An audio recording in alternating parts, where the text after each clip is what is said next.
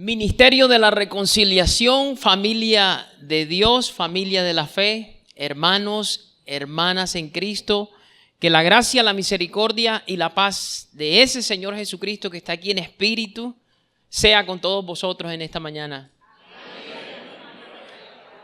Así lo recibimos. Siempre me gusta empezar la disertación expresando mi gratitud primeramente a Dios por la oportunidad, el privilegio que me da de compartir lo que así mismo Él me enseña, como decía nuestro pastor, en privado, compartirlo con ustedes, mis hermanos. Es un gozo, es un deleite, y esa gratitud siempre me gusta hacerla extensiva a nuestros pastores por la oportunidad y la confianza que nos brindan.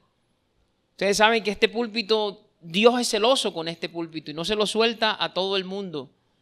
Yo a veces me miro y digo, Señor, soy tan indigno, pero esa es su gracia.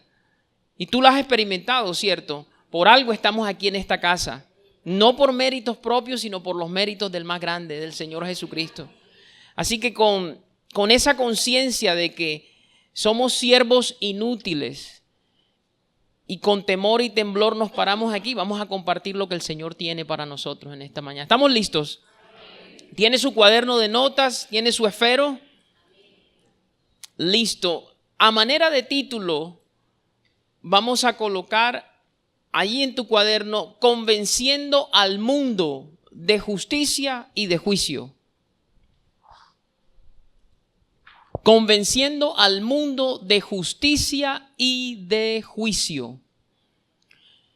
Los que asistieron la semana anterior, el domingo, podrán concluir rápidamente y de manera acertada que esta es la segunda parte del tema del domingo anterior, que se tituló Convenciendo al mundo de pecado. Y vamos a la lectura inicial, la que da soporte a el tema expuesto, Juan capítulo 16, vamos con ánimo pronto. Este va a ser el texto central, vamos a partir de él y vamos a estar regresando a él constantemente. Vamos a citar, vamos a explorar otras citas, pero aquí vamos a volver siempre, así que lo tiene allí marcado. Juan capítulo 16, verso 7. En lo que tú llegas a la cita, yo te pongo en contexto. Esta es una conversación de Jesús con sus discípulos, con sus seguidores, con los que Él había escogido. Y les estaba hablando de su partida, de su próxima muerte en la cruz, de su sepultura, de su resurrección y de su posterior ascensión al Padre. Y esto como que llenaba de algo de incertidumbre a los discípulos. Ay, ¿ahora con quién vamos a quedar si se va nuestro maestro? Como Él lo está profetizando, lo está anunciando. ¿Con quién quedamos nosotros? Y en esa conversación, en ese contexto, el Señor les dice lo siguiente. Verso 7. ¿Estamos allí? Pero yo os digo la verdad. Os conviene que yo me vaya, porque si no me fuera, el Consolador no vendría a vosotros, mas si me fuere, os lo enviaré. Si tú lees todo el contexto, aquí el Consolador es el Espíritu Santo. Verso 8, y cuando Él venga, convencerá al mundo de pecado, de justicia y de juicio. Verso 9, de pecado por cuanto no creen en mí, de justicia por cuanto voy al Padre y no me veréis más, y de juicio por cuanto el príncipe de este mundo ha sido ya juzgado. Palabra de Dios. Bien, el domingo anterior nosotros le dedicamos todo el tiempo a explorar en qué consistía esto de que el Espíritu Santo venía a convencernos a nosotros, la raza humana, de pecado. Y no voy a repasar todo lo que dimos en esa hora de disertación, pero sí quiero hacer un breve resumen en lo posible, porque sé que hay personas que no pudieron estar la semana anterior y están aquí hoy. En ese momento, en el punto de partida, hablábamos primeramente de lo que era pecado, bíblicamente hablando. No la idea que nosotros tenemos en nuestra mente natural de lo que es pecado. Decíamos que pecado no es una debilidad, no es una debilidad del carácter, no es un atajo que el ser humano coge. Son formas en las que uno, para tratar de suavizar la seriedad del término y de la realidad espiritual del pecado, uno se inventa. Pero lo explorábamos bíblicamente y hablábamos de que infringir la ley, la infracción de la ley según la Biblia, eso se constituye pecado. Todo el que infringe la ley, el que la quebranta, el que la viola, estamos hablando de la ley de Dios, ante los ojos de Dios se constituye en pecador. Pero recordábamos y nos centrábamos principalmente en una definición que Dios da a través del apóstol Pablo en su primera epístola. No la busques, tú puedes anotarla para ganar tiempo. Yo te la voy a leer. Primera de Juan, capítulo 5, verso 17, donde se dice: toda injusticia es pecado. Vamos a ver si me escucharon. ¿Toda qué? No los escuché. ¿Toda qué? Toda injusticia es pecado. Esa es la primera parte de ese versículo. Entonces, si tú conectas ese versículo, esa definición de pecado, con el texto que acabamos de leer, cuando Jesús dice: cuando el Espíritu Santo venga, convencerá al mundo de pecado, de justicia y de juicio. Muy probablemente Cristo quiso decir que cuando el Espíritu Santo venga, convencerá al mundo de injusticia, de justicia y de juicio. Tres términos jurídicos, legales, de derecho, desde la perspectiva del cielo, que todo creyente debería conocer. Si yo me hago llamar cristiano, si yo digo ser discípulo de Jesucristo, yo tengo que saber qué es lo que piensa Dios acerca del pecado. ¿Qué es pecado para Dios? Tengo que saber cómo ve Dios la justicia, qué es justicia para Dios. Y tengo que saber qué es juicio desde la perspectiva de Dios. Y Dios sabe que en nuestra mente natural nosotros somos incapaces de entender estas realidades. Se necesita revelación y se necesita una obra sobrenatural. Por eso Él dice: yo me voy, pero voy a enviar al Espíritu Santo, mi Espíritu. Por eso es que decíamos y hemos repetido en varias ocasiones en esta reunión, tú lo has escuchado, que Él está aquí en espíritu. Por eso es que tú no lo ves. Pero una de las funciones o trabajos u obligaciones del Espíritu Santo es convencernos de qué es pecado, qué es justicia y qué es juicio. Entonces ese día hablábamos que, bien hermano, toda injusticia es pecado, pero aún así nos deja como que sin algo tangible, sin una ilustración clara para entender lo que es pecado. Y poníamos una ilustración que en algo nos ayudó bastante. Y decíamos que tratar de definir pecado es como tratar de definir algo torcido. Si alguien a mí me pregunta: Joao, ¿qué significa que algo esté torcido? ¿Qué significa que algo sea torcido? Y respondíamos en ese momento con una ilustración. Bueno, si yo quiero explicarle a alguien lo que es torcido, yo le trazo una línea recta o le levanto una regla, una regleta, algo que sea derecho, recto, y le digo: todo lo que se desvíe de esta línea recta, de esta regla, en poco o en mucho, está torcido. ¿Ok? Sencillo de entender. Y decíamos: ¿pero qué tiene que ver eso con pecado? Bueno, imaginémonos que Dios en Cristo Jesús trazó una línea justa, recta, derecha. O sea, Cristo es ese estándar, Cristo es ese modelo. Cristo es la norma, derechito. Analiza la vida de Cristo y sabrás lo que es justicia para Dios.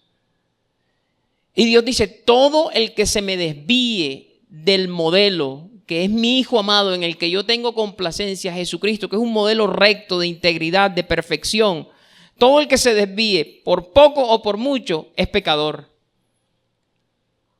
¿Y será que tú y yo nos hemos desviado de ese modelo? Si somos honestos, coincidiremos con la palabra que dice: por cuanto todos pecaron, todos, y están destituidos de la gloria de Dios. El Hijo, como decía nuestro pastor hace unos instantes, favorito, o el que le trae complacencia a Dios, es el que más lo glorifica, Jesucristo. Y si estamos destituidos de esa gloria es porque nos apartamos de esa regla, de esa norma, de ese estándar. ¿Sí está claro? De hecho, Es tan así que el propósito con el que Dios nos creó a nosotros y nos permitió venir a este planeta es para hacer de nosotros, decíamos, una réplica de Jesucristo. O sea, tú estás vivo, yo estoy vivo, porque Dios quiere hacer de nosotros copias idénticas de Jesucristo, que cuando Él termine con nosotros y Él nos posicione así al lado de Jesucristo para ver si nos parecemos, Él mire, Joao es idéntico al Hijo de mi amor, en pensamiento, en proceder, en palabra, hasta en sus más íntimos suspiros se parece a Cristo. La forma en la que habla como Cristo, la forma en la que procede en el trabajo igual a Cristo, la forma en que lleva su hogar igual a Cristo. Ese es el propósito con el que Cristo nos crea, porque ese es el estándar, ese es el modelo de justicia. Hermano, ¿y dónde está que eso es el propósito?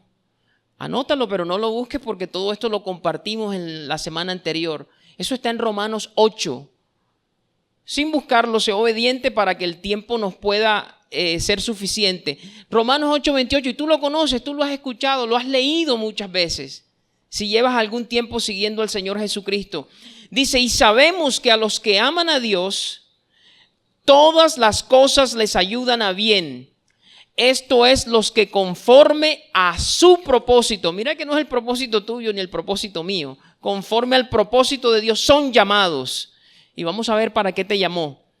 Porque a los que antes conoció, también los predestinó para que fuesen hechos conformes a la imagen de su Hijo, para que Él, su Hijo Jesucristo, sea el primogénito, o sea, el hijo mayor entre muchos hermanos.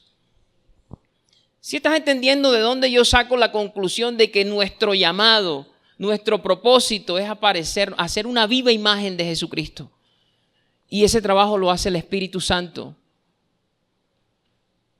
Pablo le decía a ciertos cristianos, ¿cómo me angustio hasta que Cristo sea formado en vuestro interior? Porque es un proceso que implica esfuerzo, batallas, luchas, aflicciones, y explica en parte o completamente por qué nosotros tenemos que ser probados y tenemos que ser afligidos, porque tiene que destruirse la imagen de Adán con la que tú y yo venimos de fábrica y formarse la de Cristo. Él es el estándar, Él es el modelo.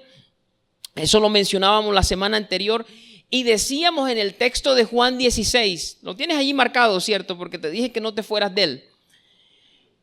Decíamos que habiendo entendido lo que es pecado, que es una injusticia, que es apartarse del estándar que es Cristo, decíamos que el peor de los pecados descrito aquí es no creer en el Señor Jesucristo. Mira lo que dice el versículo 8 nuevamente de Juan 16. Y cuando Él venga, el Espíritu Santo convencerá al mundo de pecado, de justicia y de juicio. Y el verso 9 dice, de pecado por cuanto ¿qué? No creen en mí. Céntrate allí. Cristo está revelando allí por el Espíritu cuál es la raíz, cuál es el papá, cuál es el nacimiento, cuál es el origen, cuál es la génesis de todo pecado. Y recuerden que pecado es injusticia. Toda obra injusta de la que tú te puedas imaginar en esta hora, violaciones, hurtos, extorsiones, fleteos, envidias, avaricia, codicia, fornicación, adulterio, tiene su nacimiento en este pecado, no creer en Jesucristo. Porque es que si Él es el estándar, si Él es el modelo y tú no le crees a Él, tú nunca te vas a someter a ese estándar, nunca. Él te va a decir, huye de la fornicación. Y tú vas a decir, ¿por qué? ¿Por qué voy si el cuerpo es mío? Si yo soy adulto, ella también. Hay consentimiento, no hay coerción. ¿Estás viendo? Eso prueba que no le crees a Jesucristo. No os embriaguéis con vino en lo cual hay disolución. ¿Pero por qué si yo trabajo? Yo devengo un sueldo. Yo declaro también, así como ustedes en el Ministerio de la Reconciliación renta, yo soy responsable conmigo, tengo derecho a unos refrescos. Pero Dios dice, no te embriagues. Entonces fíjate, está el estándar y tú te apartas de eso. ¿Sabes por qué te apartas? Si fuera el caso, porque no le crees. Por eso dice, el Espíritu Santo vendrá a convencer al mundo de pecado por cuanto no creen en mí. O sea, no creen que hay sabiduría en lo que yo dicto, en lo que yo digo, en lo que yo prescribo. Sea honrosos en todos el matrimonio y el lecho matrimonial sin mancilla, sin mancha. Dice, pero ¿por qué? Si la secre está bien bonita. Además, mi esposa no se va a enterar. Pero el Señor dice, a los adúlteros y a los fornicarios los voy a juzgar yo mismo. Los juzgará Dios. Entonces, mire la trascendencia del tema. Si yo me hago llamar cristiano, yo tengo que entender lo que es pecado, y la raíz de todos los pecados es mi incredulidad hacia la sabiduría de Cristo, hacia la persona de Cristo. O sea, el hecho de que yo sea descreído, de que yo desconfíe del consejo de Él, esa es la raíz de todos los pecados. Traigan diezmos y ofrendas al alfolí y hay alimento en mi casa y probadme ahora en esto. Yo, ¿pero por qué? Yo no soy tan insensato de llevarle los diezmos al pastor para que él ande en una tremenda máquina. Mira todos los argumentos que nacen, que son paridos de la incredulidad, de no creer en Jesús. Porque Él es el que manda a que demos. Él es el que dice, más bienaventurado es dar que recibir. Entonces tú estás viendo cómo la raíz de todos los males que tú encuentras cuando abres el periódico, la prensa, cuando prendes las noticias, está aquí. En que vivimos en un mundo que no cree en Jesús. Hermano, ¿y qué hay de malo en eso? Si ya el mundo sigue. Tú ves, las ciudades crecen, los países se desarrollan. Bien, mi hermano, el asunto está en que tú necesitas ser convencido de eso y yo necesito ser convencido de eso, porque ese pecado trae la ira de Dios. Diga, la ira. Trae la ira de Dios. Hermano, pero si a mí siempre me han predicado que Dios es amor. Y fíjate, mira, ve, yo hago esas cosas que usted está mencionando ahí. Yo, mira, gozo de buena salud. Me va bien, tengo un buen trabajo. Quiere decir que Dios está agradado conmigo porque Él es amor. Bueno, vamos a probarte que la imagen de un Dios de amor no riñe con un Dios, nuestro Dios, que es capaz de sentir ira por todo lo que es abominable. Vamos a Juan capítulo 3, o sea, devuélvete unos 13 capítulos. Juan capítulo 3, verso 16, tú lo conoces. Este es el pasaje que enarbolamos, que levantamos en alto como bandera, todos los que somos conscientes y afirmamos de que Dios es amor, porque es amor, ¿cierto?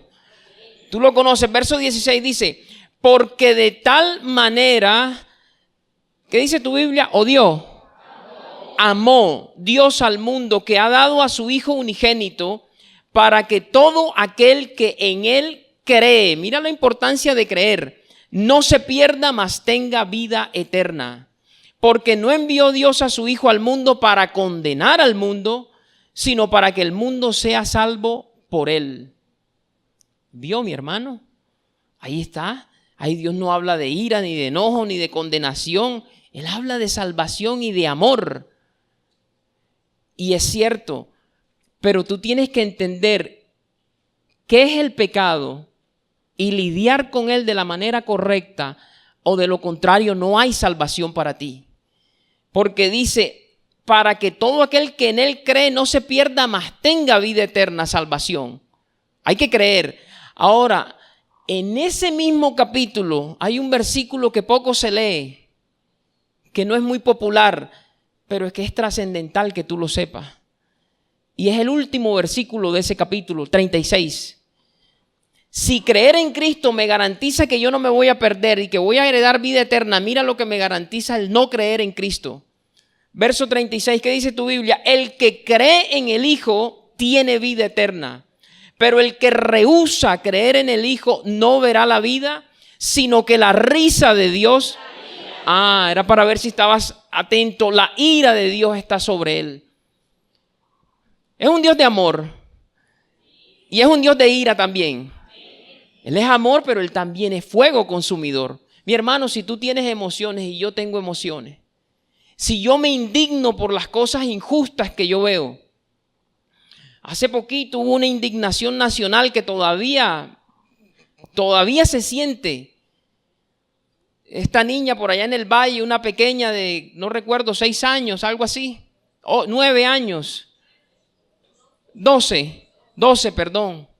Tú sabes lo que, el tremendo acto de injusticia y cómo se levanta la indignación de dentro de ti, la ira y el enojo. Y hay gente que quiere hacer justicia por su propia mano y quemaron la casa del susodicho, el que había cometido el crimen.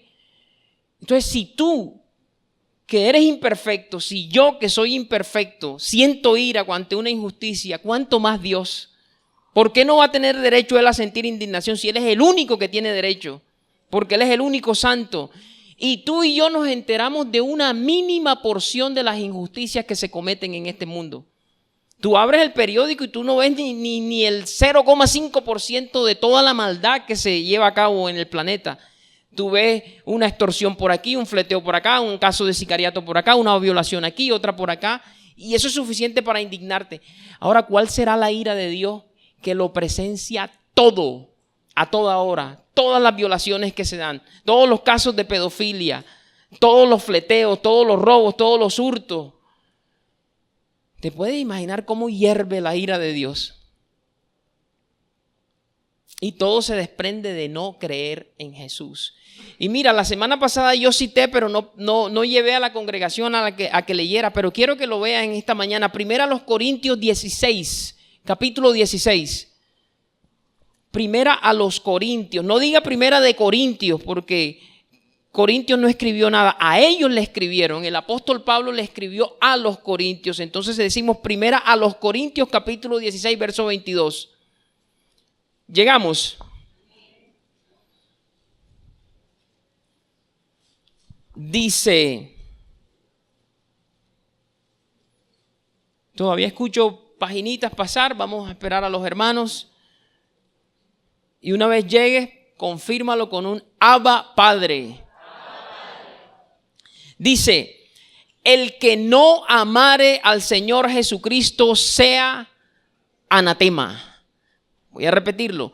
El que no amare al Señor Jesucristo sea anatema. El Señor viene. Los que llevan algún tiempo viniendo al ministerio de la reconciliación saben de sobra lo que es anatema, ¿cierto? ¿Qué significa anatema? Maldito. Sea maldito. Tú dices, uy, qué palabra fuerte, mi hermano. Dura es esta palabra. ¿Quién podrá escucharla? Pero la dureza de esa palabra nos va a hacer retroceder, como muchos de los que seguían a Jesús y cuando escucharon una predicación fuerte dijeron, dura es esta palabra, y dice la palabra, y ya no andaban con Él desde entonces. Y Pedro y ciertos discípulos, apóstoles, le dijeron, Señor, la palabra está fuerte y la gente se está yendo. Y el Señor le dice, ¿cómo le dice el Señor? ¿Os queréis ir vosotros también? Y Pedro dice, no, ¿a quién más iremos si solamente tú tienes palabras de vida eterna? O sea que lo que aparentemente es duro, si tú lo entiendes de la manera correcta, te darás cuenta que no hay razón para retroceder. Porque aquí hay vida, en esto hay vida. El que no amare al Señor Jesucristo sea maldito. Alguien podría decir, hermano, pero eso suena como el tipo celoso, obsesivo, con un desorden mental y psicológico que a la exnovia le dice, si tú me dejas, te mueres. Si no eres feliz conmigo, no serás feliz con nadie. ¿Te han escuchado esos casos, cierto? Eso repugna, eso indigna también. Pero esa no es una comparación correcta con lo que está pasando aquí en este versículo. ¿Saben por qué? Porque esa exnovia tiene la libertad de escoger otras opciones. Y hasta mejores opciones que el patancito que le está diciendo lo que le está diciendo. ¿Cierto? Y ella tiene la libertad. ¿Yo por qué tengo que estar contigo? Ella puede decidir con quién quiere pasar tener una relación y oficializarla hasta pasar el resto de la vida con la persona. No tiene que ser con él. Ella tiene más opciones. De hecho, si esto estuviese ocurriendo, eso debe prender las alertas y activar las rutas de apoyo a la dama que esté en esa situación para protegerla. Pero no es el caso de lo que está pasando aquí, porque Cristo no está demandando amor porque Él le tenga miedo a la soledad. Él no está demandando amor porque Él tenga un desorden psicológico y tenga la autoestima baja y le está diciendo a la iglesia, ¿me amas o eres maldita? No. Él le está diciendo a la iglesia, ¿me amas o me amas? Porque fuera de mí solo vas a encontrar maldición. Él no está amenazando, Él está enunciando una verdad.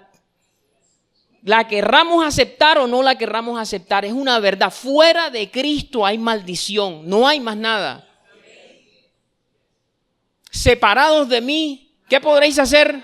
Nada podréis hacer. Y cuando dice nada, nada es porque Él no miente.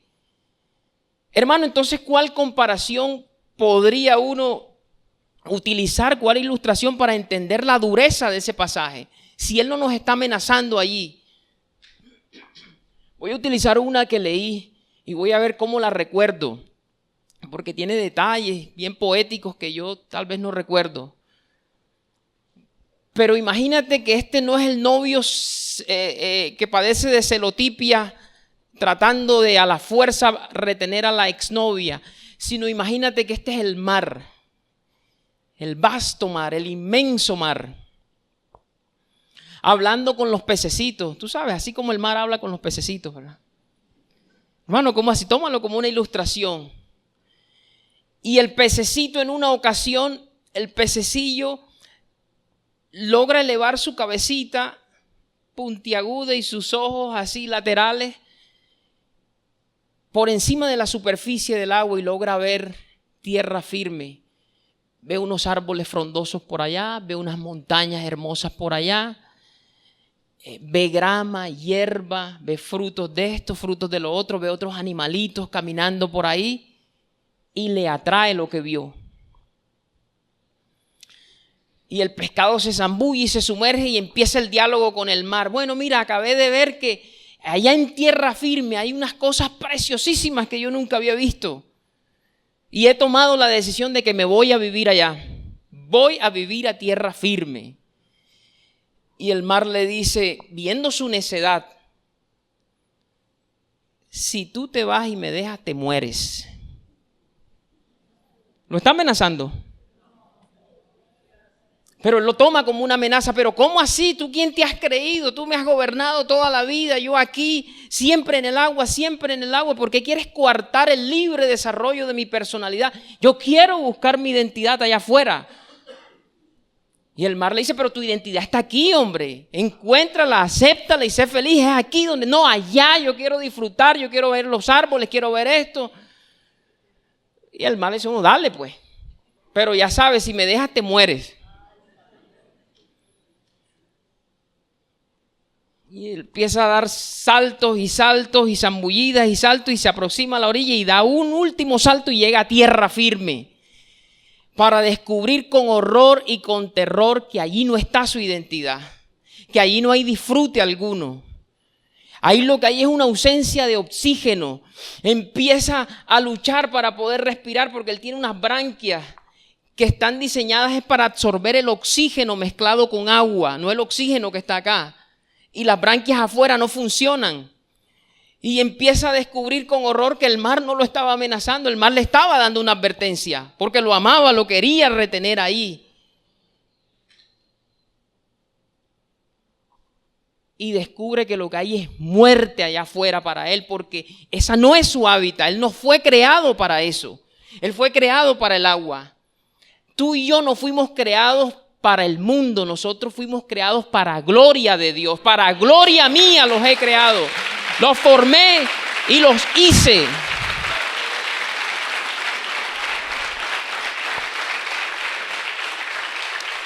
Y aquí le hablo a los jóvenes, aquí le quiero hablar a los jóvenes, los que están ya en los años altos del bachillerato, próximos a la universidad. Allí tú vas a ver cosas que te van a deslumbrar.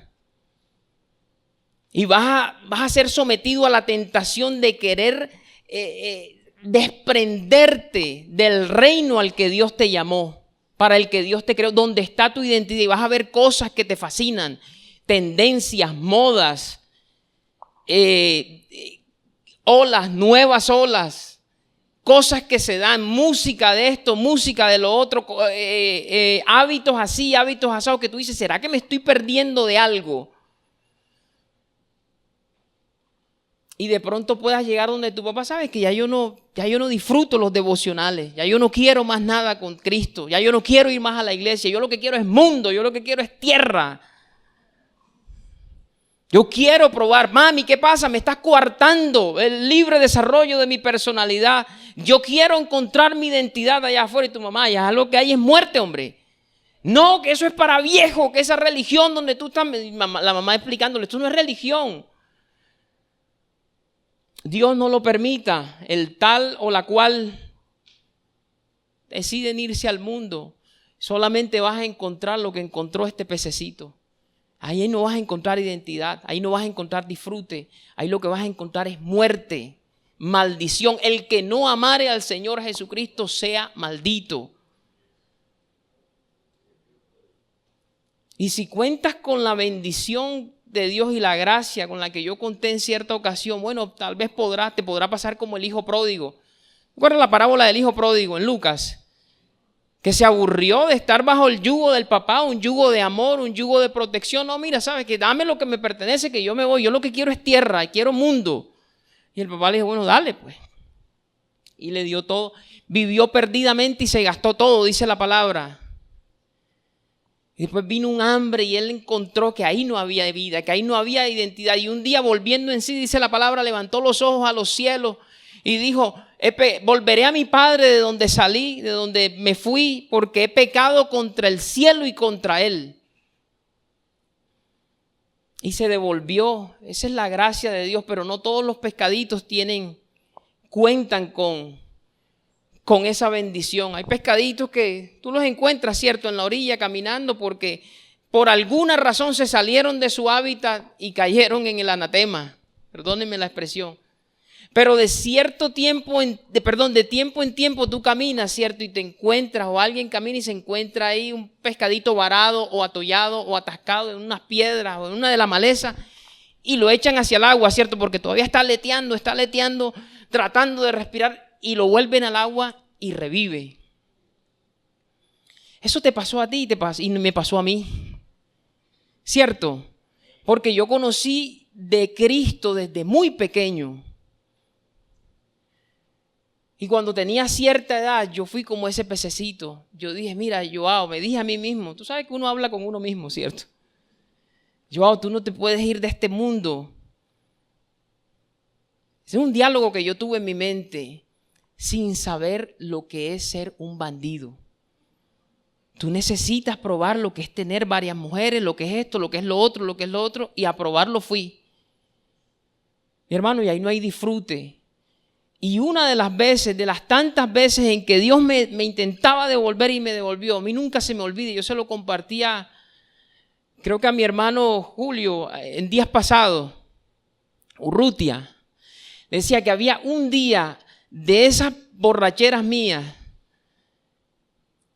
Yo por lo general me ubicaba en el norte de Barranquilla, donde pocos me conocían, en solitario. Y en un alto estado de alicoramiento, cuando ya llegaba la hora de que cerraban todos los sitios nocturnos. Tú sabes que por ley hay una hora hasta la que ellos están abiertos, ¿cierto? Cuando cerraron todos esos sitios, yo me acordé que alguien me dijo, hay una zona de Barranquilla que esa no duerme. Allá puedes seguir la fiesta de after party. Y yo tomé un taxi y me fui. Es una zona por el centro, por donde hay un parque con una escultura de unas manos así, una sobre otra. Tú la conoces en Barranquilla. Y yo le dije, lléveme a tal dirección, Señor, pero ebrio. Hermano, ¿y por qué se acuerda? Porque Dios permitió que eso no se me olvidara nunca. Y el conductor, el taxista me iba llevando. Cuando ya yo me iba a bajar, que me dejó en el punto, por ahí por el Camino Viejo. Se ríen. Camino Viejo. Yo recuerdo que yo iba a abrir la puerta y él me dice, y recuerdo el rostro. me dice, mijo, ¿tú me dejas que yo te diga algo? Y yo le dije, sí, dígame.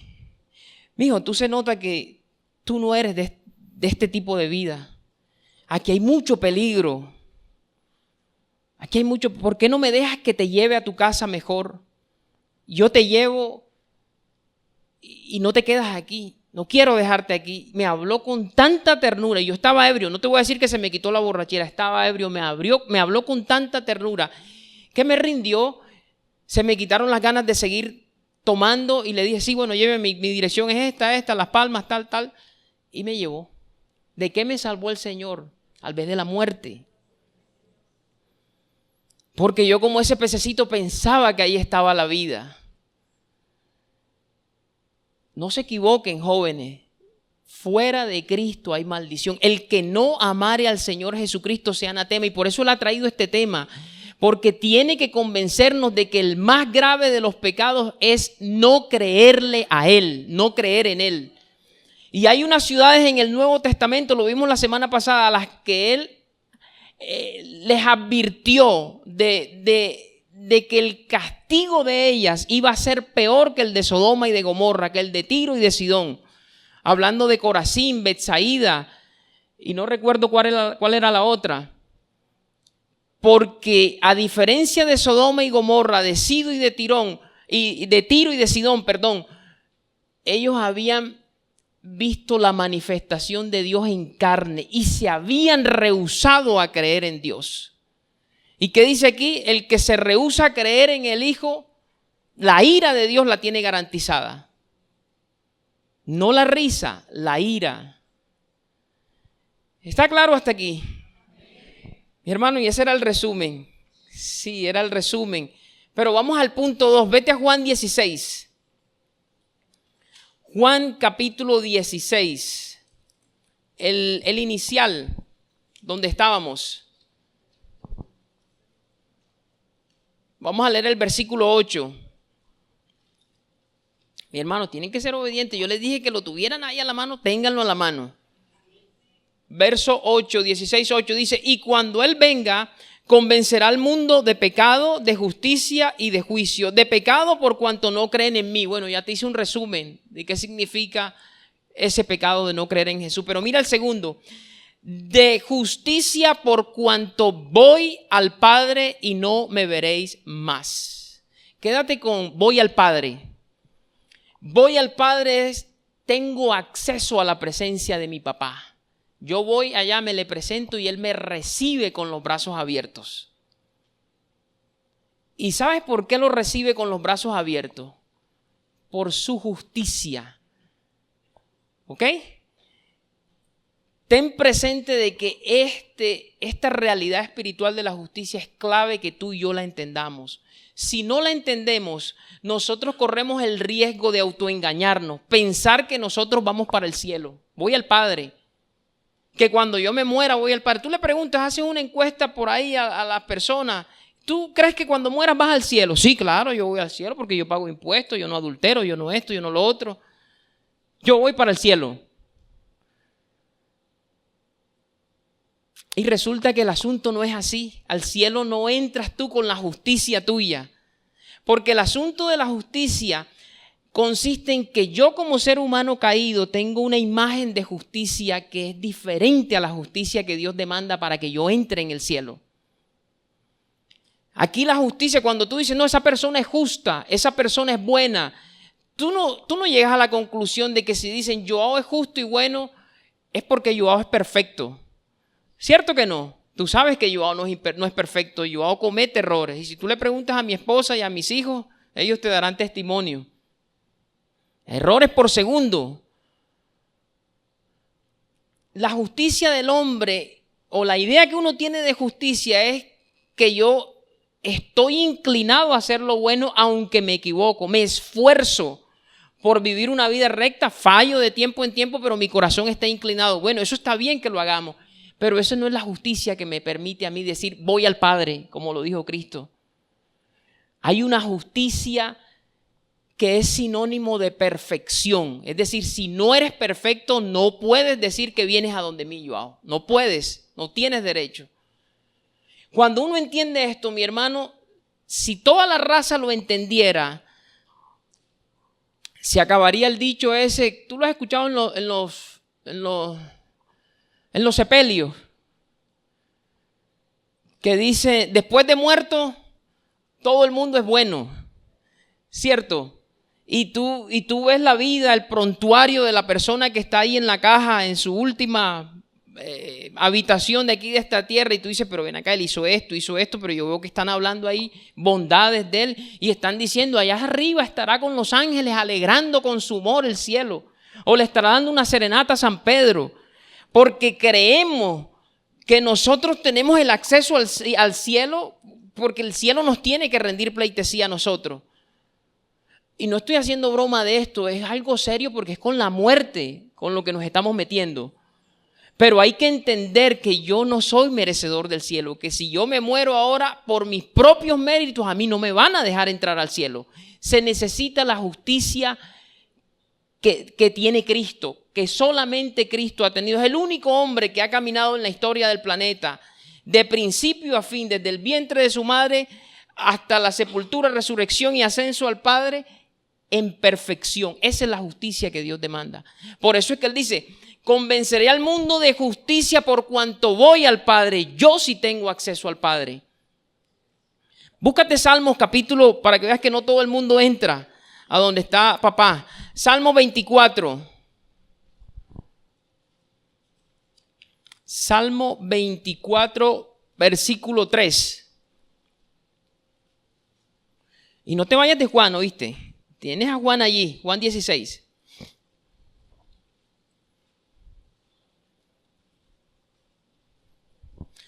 Llegamos.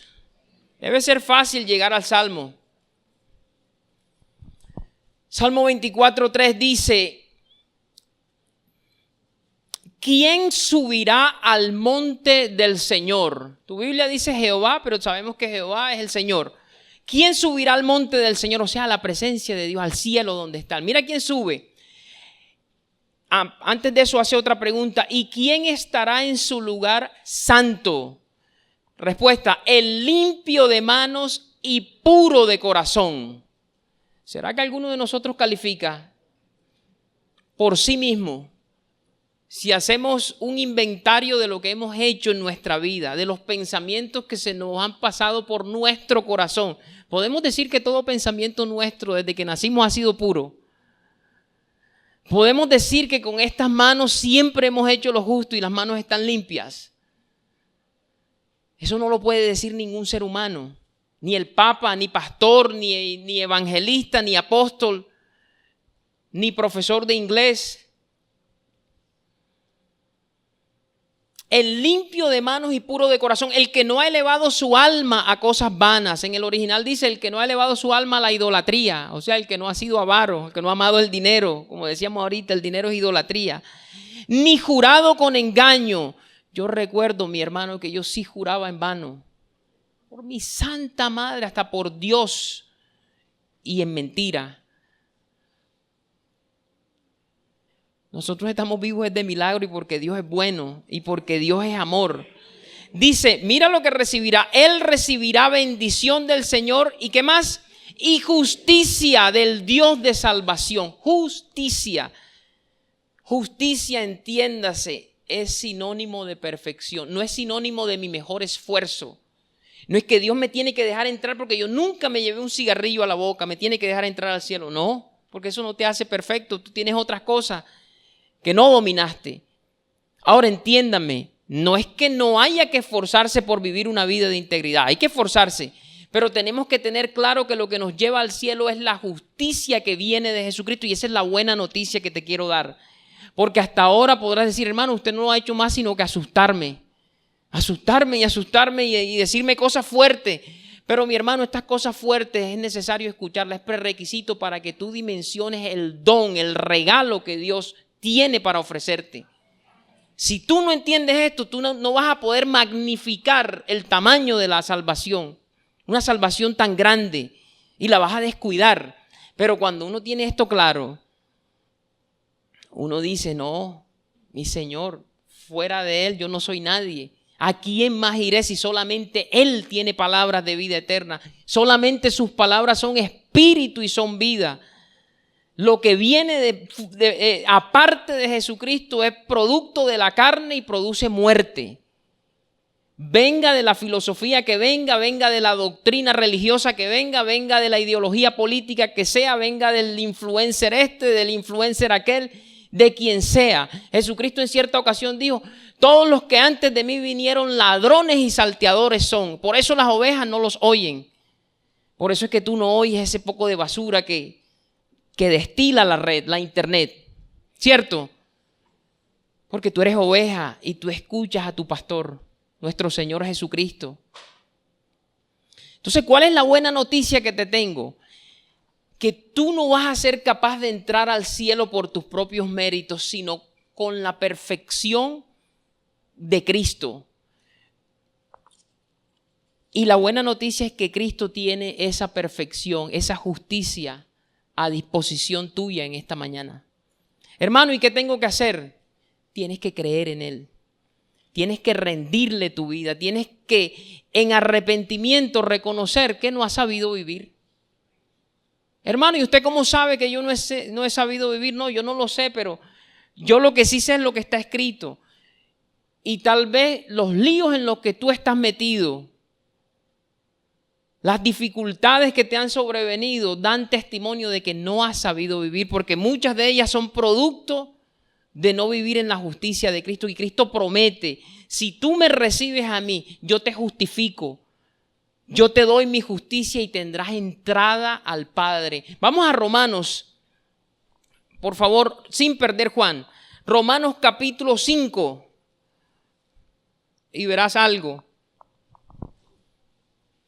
Hermano, mientras tú lo buscas, déjame recordarte que esto de perfección como sinónimo de justicia desde la perspectiva de Dios no es capricho de este servidor.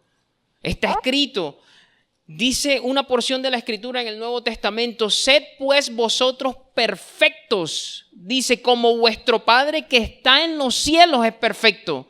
O sea que en los cielos hay ¿qué? Perfección. ¿Podrá un ser imperfecto entrar al cielo? No. Por eso Cristo dijo: yo voy al Padre. Eso, ¿por qué? Por mi justicia.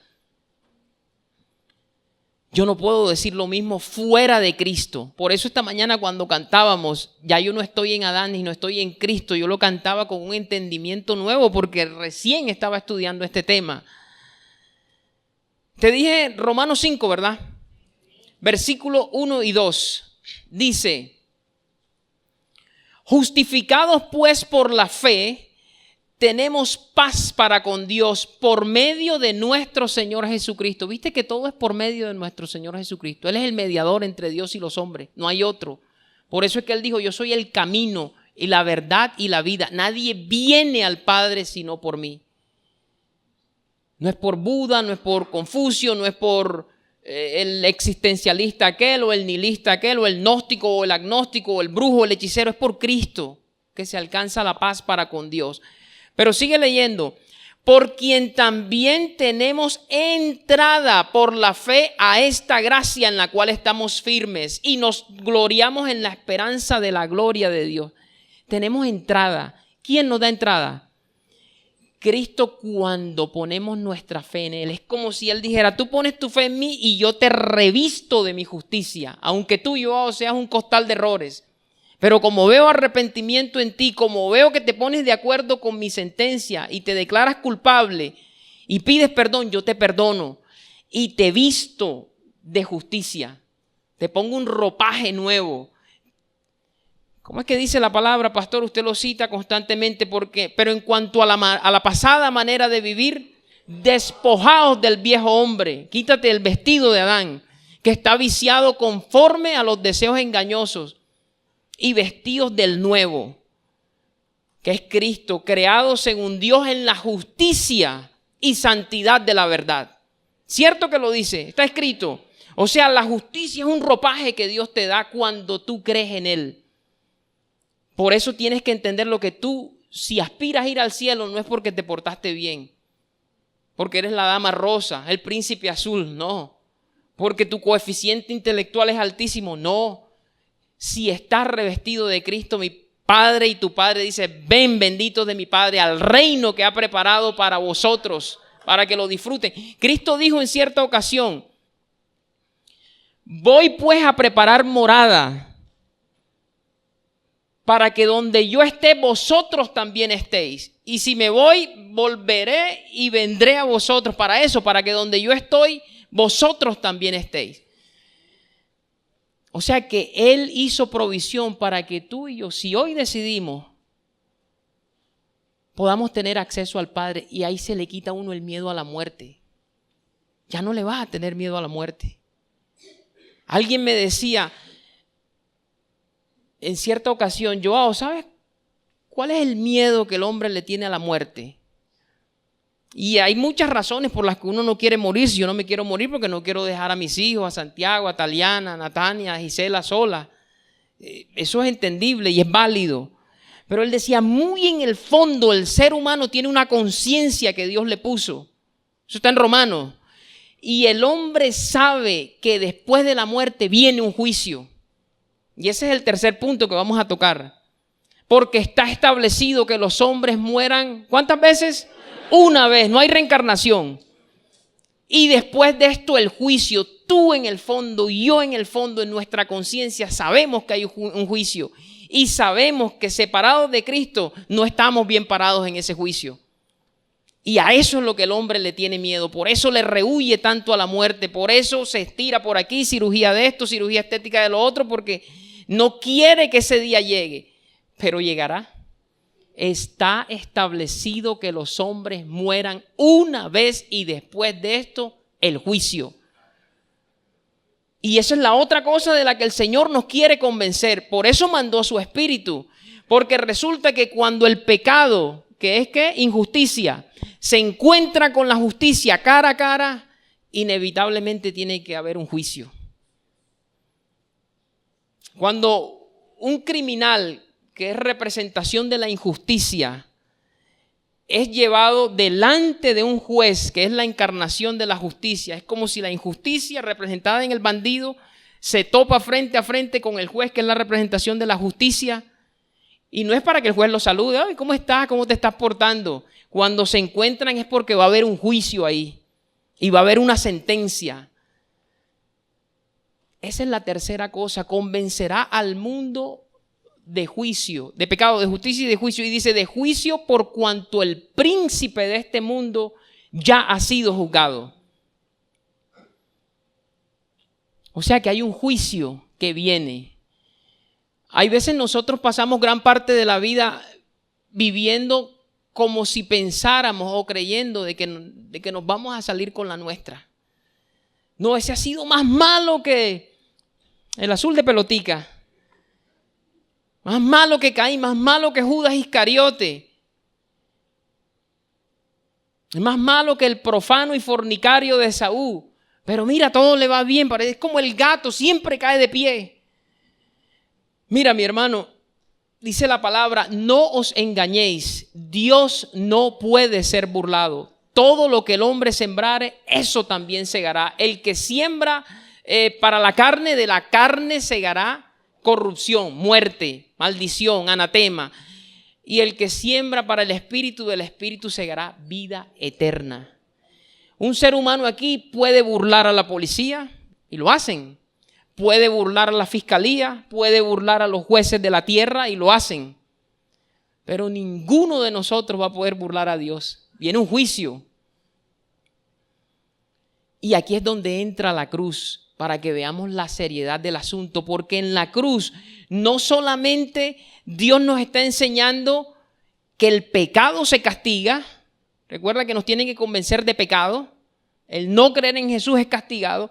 En la cruz nos recuerda que la justicia de Dios tiene que ser satisfecha, sino que la cruz también nos muestra la veracidad y la cercanía de un juicio. Como lo hemos dicho, está establecido que los hombres mueran una vez y después de esto, el juicio. ¿Cómo así, mi hermano? ¿Qué pasó en la cruz? Bueno, en la cruz no creas tú que los romanos instigados por los judíos, por los líderes religiosos judíos, estaban haciéndole un juicio a Jesús. Parecía, daba la impresión de que ellos estaban juzgando a Jesús. Pero ¿sabes qué dice la Biblia? La Biblia dice que en la cruz Dios estaba empezando a juzgar al mundo. Diga, empezando. Y mira la severidad del juicio de Dios contra el pecado, porque Cristo, aunque no hizo pecado, como Él tomó la decisión de por nosotros hacerse pecado y decir, Padre, yo pago, mira todo lo que le vino. La implacabilidad del juicio de Dios contra el pecado, eso es de lo que da testimonio la cruz. Entonces, todo ser que decida pasar al otro lado, morir sin Cristo, se va a encontrar con un juicio similar.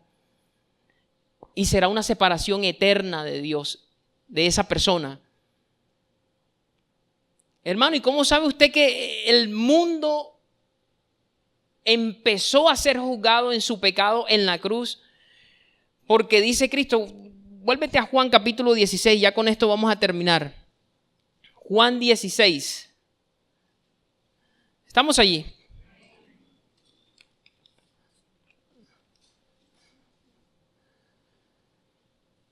Juan 16 dice...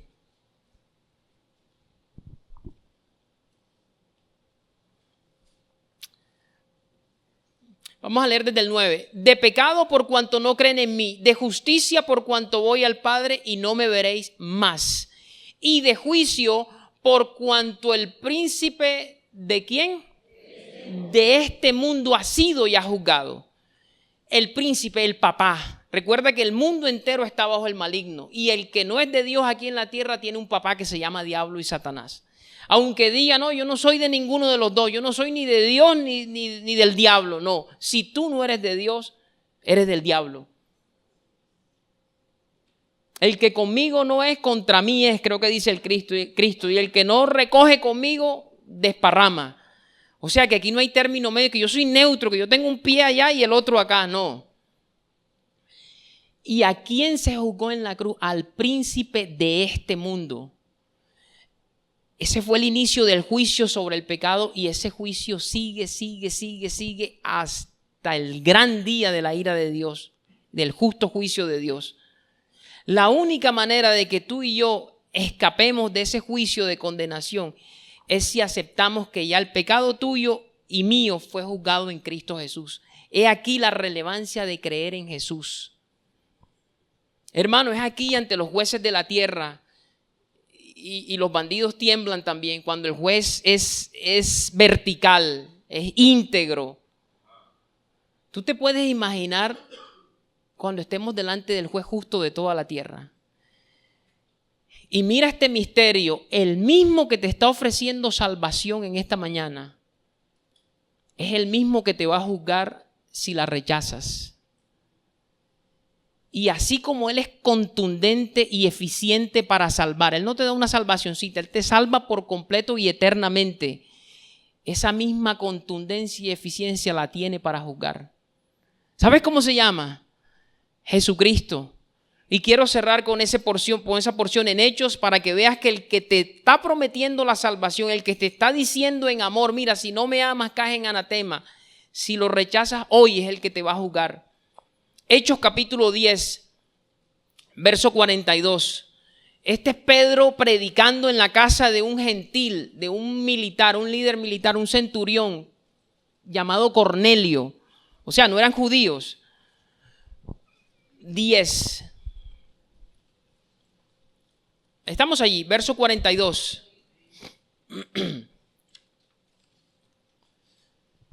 Dice, este es Pedro, y nos mandó que predicásemos al pueblo y testificásemos que es Él. Ese Él está hablando de Jesús. El que Dios ha puesto, ¿por qué? De vivos y muertos. De Él dan testimonio todos los profetas de que todos los que en Él creyeren recibirán perdón de pecados por su nombre. El que perdona es el único que salva. Pero aquí te menciona el rol de juez de primero, antes del de Salvador. O sea que hay que prestarle atención. Ese que te promete salvación y que te la está ofreciendo gratuitamente, si tú lo rechazas, un día te va a juzgar. Y es contundente, es severo, es preciso, es certero. Él no es incompetente. Hermano, eso lo dijo Pedro. Bueno, cerramos con sí, porque lo dijo Pablo, reafirmando esta verdad. Date un salto 7 capítulos después. Hechos capítulo 17, verso 30. Hechos 17, 30. ¿Me confirman con un amén cuando estemos allí? Dice: pero Dios, habiendo pasado por alto los tiempos de esta ignorancia, ahora manda a todos los hombres en todo lugar que se arrepientan, por cuanto ha establecido un día en el cual juzgará al mundo con justicia por aquel varón a quien designó, dando fe a todos con haberle levantado de los muertos. ¿Cómo se llama ese varón? ¿A quién levantó Dios de los muertos? Y Él ha designado a ese varón para que sea nuestro juez. Mi hermano, yo no sé qué vas a hacer tú, qué voy a hacer yo con esta palabra, con esta información que tal vez nunca la habíamos escuchado algunos. Pero tenemos que responder hoy. Y ya tú podrás anticipar que esto no se puede ignorar. No, yo voy a hacer como que no escuché, porque esta verdad te va a perseguir. La vas a recordar. Aquí solamente hay dos decisiones: o aceptas a Cristo o lo rechazas. Y Él no está utilizando coerción aquí, ni está utilizando manipulación, ni tampoco está amenazando. Él está advirtiendo como el mar le advertía al pececillo. Seamos sensatos, seamos entendidos, entendamos su voluntad y que su deseo es salvarnos a todos los que estamos aquí. Y un día podemos decir: voy al Padre, como lo dijo Jesús. Dale un aplauso al Señor. Esta es la palabra que el Señor tenía para hoy.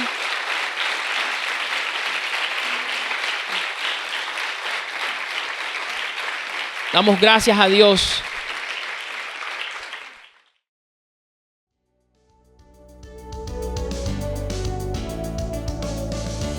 Esperamos en el Señor que esta transmisión haya sido de edificación para tu vida.